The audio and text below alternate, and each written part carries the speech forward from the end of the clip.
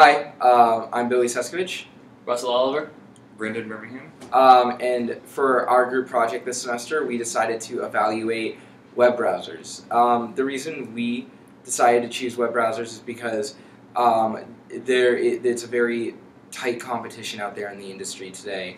Over the years, it's become known as the browser wars, and recently with the introduction of many different smaller browsers, and namely Google Chrome and Firefox, browser competition is really heated today. They compete over speed, performance, add-ons, design, and so we are here to analyze and see where each browser excels and where each browser falls short. Overall, we decided to analyze 5 different browsers: Internet Explorer, Apple's Safari, Opera, Firefox, and Google's Chrome browser. And each of these browsers has their own sense of history. Internet Explorer and Safari are both known as the default browsers on Microsoft and Apple's OS X, respectively. And Internet Explorer, especially for years, has enjoyed a dominant market share. Opera has been known for introducing features early on that are now standard in browsers. For example, Opera invented the concept of tabbed browsing.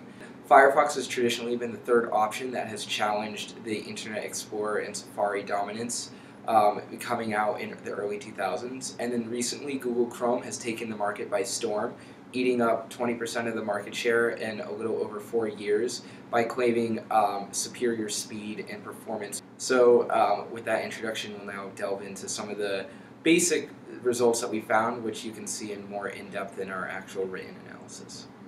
The first 2 criteria that we went through to test were speed and performance. Speed literally measures the raw speed of the web browser, so this entails the actual startup time, how long it takes the operating system to execute each program, and then page load time. We looked at the web browsers and how long it took them to load an uncached web page. Performance goes deeper into this aspect of page load and speed, looking at the specific aspects that go into loading a web page. And so through various different tests, we are able to examine HTML5 performance, Flash performance, JavaScript performance, and DOM performance, which are all together integral aspects of the web browsing experience. For resource management, all we did was use Windows Task Manager to see what percentage of CPU and how many kilobits of memory the browsers took up while they were idle on a web page and while they were streaming video, and we compared those 2 aspects. In terms of design, we looked into the features of the web browsers, in terms of customization, ease of navigation, and interoperability. And some of those tests were subjective. Others we had solid results for them.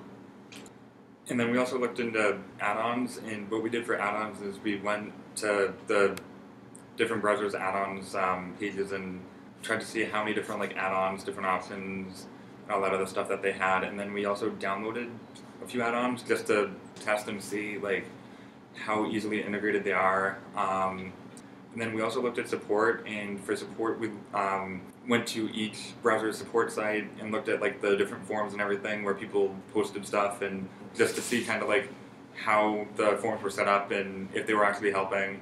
And we also looked at self-help too to see how well those worked to help out just the standard individual.